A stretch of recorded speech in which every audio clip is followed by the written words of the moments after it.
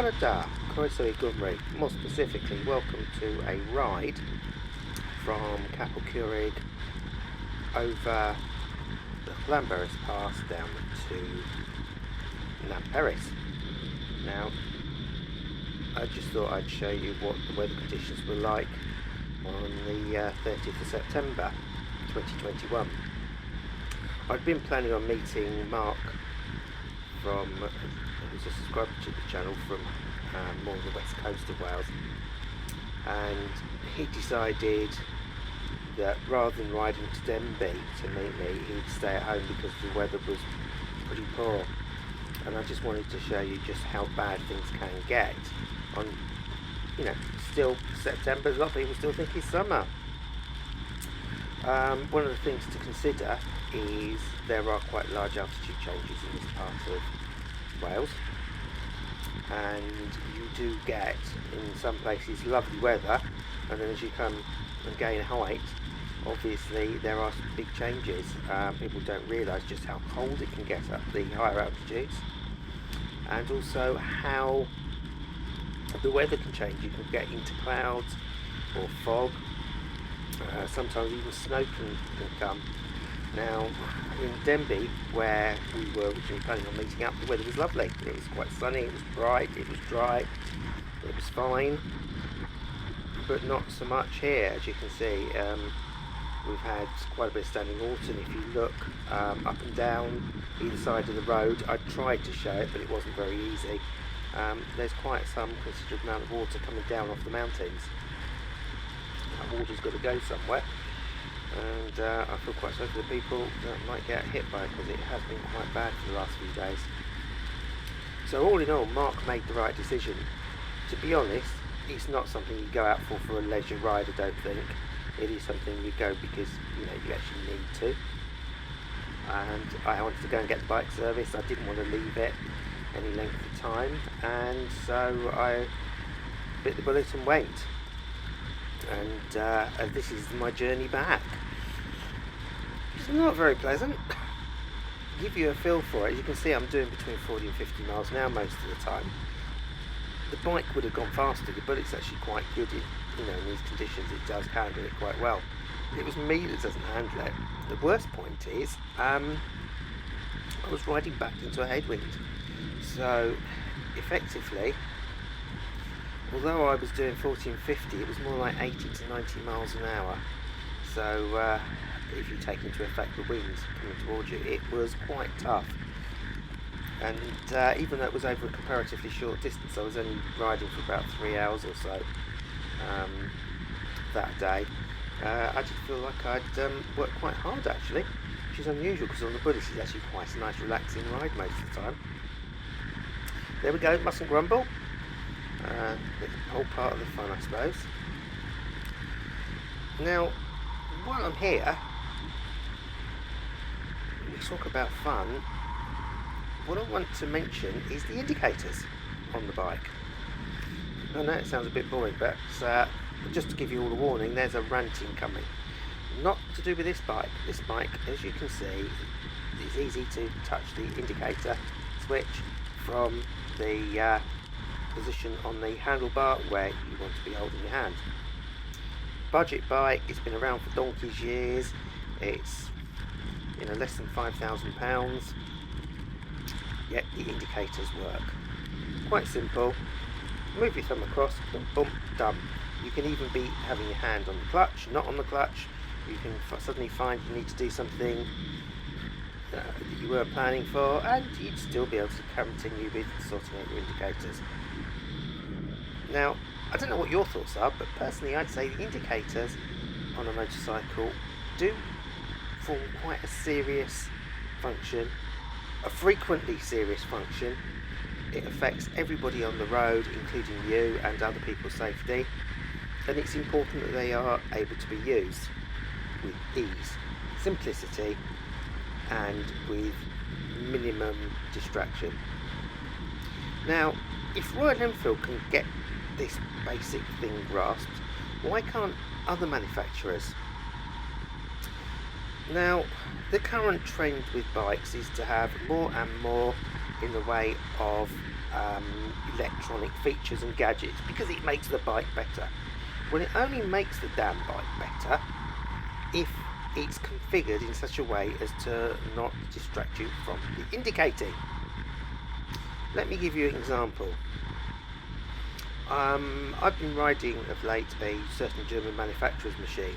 It has a lovely round thumb wheel thing. I mean, it feels very Fisher Price in my opinion, and certainly not commensurate with a 20 grand bike, but there you go. The bike in the UK can be priced up to about £20,000.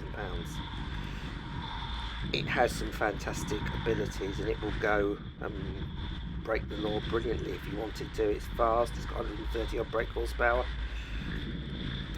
but its left handlebar has an indicator switch where I need my thumb to be at least an inch longer in able to be able to use it without having to completely move my hand away from the bar control. Now, I wouldn't mind that so much if it was something that was necessary. It's not necessary, however, and I have had a few occasions where I've found it not actually applied when I thought I had applied it. So I've been trying to indicate to come off a roundabout, for example, and it hasn't worked. I've been in a long queue of traffic because it's got self-cancelling indicators that don't necessarily work as I'd expect them to. I have to be able to override and use the indicator switch, and blow me, but I can't use the clutch and get my finger there because my thumb isn't long enough. It needs to be about another inch long. Now, that to me is a fundamental failing, and in a bike of that price, it is inexcusable in itself. However, it gets worse. Prioritised over it are things like the outside air temperature, which most of the time you know if you need to worry about it. It's your trip meters. It's got a fuel gauge, so trip meter is a nicety, but it's not essential. Trip meter A, trip meter B, you can select between them. Okay, so what it's done, you have this whacking great thumb wheel thing that, as I say, feels a bit Fisher Price. And it's more important to be able to change between the trip meters than actually to tell people I'm going to be turning left or right. Personally, someone somewhere, in my opinion, has got that fundamentally wrong, and I do not understand how a £20,000 motorcycle can be eclipsed in something so fundamentally important by the bike such as the Royal Enfield. Really annoys me. It genuinely found it really frustrating, and I know it's pathetic, I know I'm being silly, but to me I have found it an irritant. And to be honest, if I was in the market for buying one of those or a competitor's product, it really would have to be something I'd consider, because it really does grate me. And I've done about 2,500 miles, 3,000 miles on that bike now, and I'm getting a little bit fed up with the fact that you can unintentionally fail to indicate properly. I'm not the only one that's noticed it. I have noticed some bike journalists moaning about it as well. They've not got as aerated about it as me, but they're again a miserable old what's it, so there you go. While I'm only been at Rant, why do these new bikes have to have these screens, these TFT screen things, where you get on the bike and you have to watch some stupid thing happening before it'll go? I want to be able to get on and know whether I'm in neutral or not just as soon as I turn the key. Now, my cheap old Royal Enfield, I turn the key, the neutral light's either on or off. Simple. On this particular bike that I've been moaning about with these fancy wheels and etc., I turn the ignition key on and I won't know what gear I'm in until it's decided to go through its animation, for want of a better word, and then tell me. It's not helpful. So it's actually proving quite an irritant. There are times when I want to get on and just ride, I've maybe stopped my journey, gone to the loo. I'm not wanting to have a break. I just want to get in and get straight out. You come out, hop back on, bang.